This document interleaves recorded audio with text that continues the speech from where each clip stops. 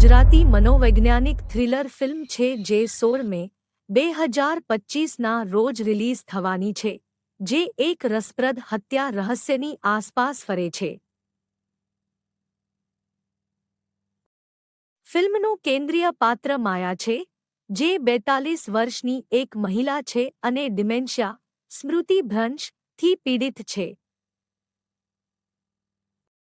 તે પોતાના જ ઘરમાં પોતાની દીકરીની ભયાનક હત્યાની એકમાત્ર સાક્ષી બને છે.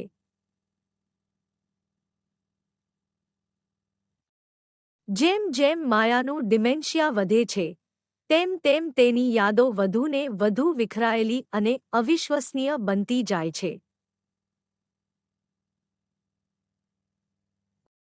ફિલ્મનો મુખ્ય સસ્પેન્સ તેની ધૂંધળી યાદોને એકસાથે જોડવાના અને સત્ય અને ભ્રમ વચ્ચેનો ભેદ પારખવાના તેના ભયાવહ સંઘર્ષમાં રહેલો છે, જેથી સમય પૂરો થાય અને સત્ય કાયમ માટે ખોવાઈ જાય તે પહેલાં તે હત્યારાની ઓળખ જાહેર કરી શકે.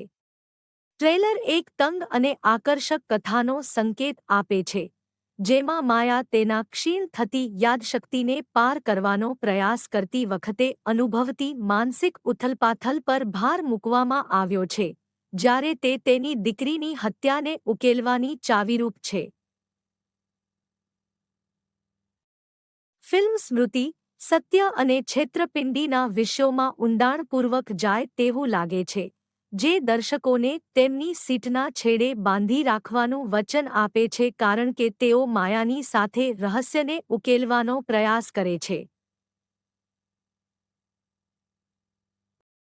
બ્રહ્મા મિત્ર ગઢવી, સોનાલી લેલે દેસાઈ, અભિનય બેંકર અને નિશ્મા સોની મુખ્ય ભૂમિકામાં છે.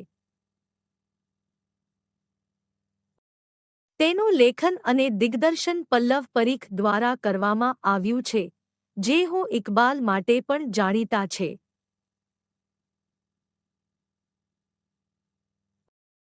આવી જ વધારે જાણકારી માટે આ ચેનલ ટિપટોપ ગુજ્જુને સબસ્ક્રાઇબ કરો અને લાઇક, કમેન્ટ ભૂલતા નહીં.